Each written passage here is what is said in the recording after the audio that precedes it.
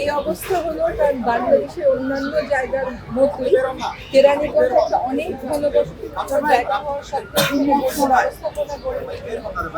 অবৈধ দখলের কারণে খালের প্রবাহটা কমে গেছে, আর নির্বিচারী বর্জ্য ফেলার কারণে এটা পানির খাল নাই, বর্জ্যের খাল হয়ে গেছে।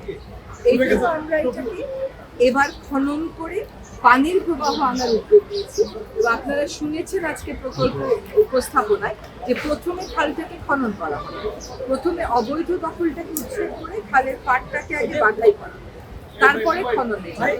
কারণ যেই পরিমাণ প্লাস্টিকের অন্যান্য বর্জ্য এখানে আছে সেটার একটা সুষ্ঠু ব্যবস্থাপনা নিশ্চিত করতে হবে। আরেকটা কথা ছিল আপনাদের যে এতে আগেও একটা প্রকল্প গ্রহণ করা হয়েছে, আসলে সেই ১৭০০ কোটি টাকার প্রকল্পটাকে আমরা কেটেছি এখন ৩,৩17 কোটি টাকা। তো ১৭,৫০ কোটি টাকা থেকে ৩,১৭ কোটি ৩17 কোটি টাকা পেয়েছি। তার মানে দেখেন কতটা খরচ আমরা করেছি। কিন্তু এখানে একটা কথা, এখানে আমাদের সকলের বর্জ্য গিয়ে পড়েছে, বর্জ্য ব্যবস্থাপনার কোনো বিধান নেই। সেইগুলো আমরা পর্যায়ক্রমে ছোট ছোট প্রকল্প আকারে বাস্তবায়ন করবো। আপাতত কেবল খাল কেন্দ্রিক খনন, খালের পার করা, সবুজায়ন করা এবং বর্জ্যটা ব্যবস্থাপনা। মাননীয় উপদেষ্টা ১৭০০ কোটি টাকার বাজেট সেখানে ৩১৭তে নিয়ে আসতেন। তো আগের আমলে কি এটা কি দুর্নীতির জন্য এত টাকা বাজেট করা ছিল? এত টাকা কেন বাজেট করা হয়েছে? আগের আমলে যে বাজেটটা ছিল সেখানে অনেক কম্পোনেন্ট ছিল, সেগুলো অনেকটাই যে প্রয়োজন তা না, আবার সবটাই যে অপ্রয়োজন তা না।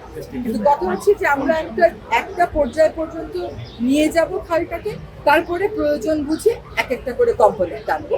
ফলে ওইখানে ১৭০০ কোটি টাকার একটা প্রজেক্ট মনিটর করতে, ম্যানেজ করতেও কিন্তু কষ্ট হয়।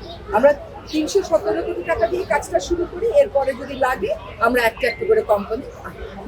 মাননীয় বুড়িগঙ্গা নিয়ে যুদ্ধ করেছেন, এটা আপনার বহুদিনের, আপনি আগেও বলেছেন যে ধলেশ্বরী পানিটা যদি এসে বুড়িগঙ্গার পরে বুড়িগঙ্গার কোনো উন্নতি হবে কিনা? বুড়িগঙ্গা আগের অবস্থায় থাকবে, এই কনক্লুশনে কি আপনি যেতে পারেন বাংলাদেশের একজন নাগরিক হয়ে? বুড়িগঙ্গাকে অবশ্যই আমাদের বাঁচিয়ে তুলবে।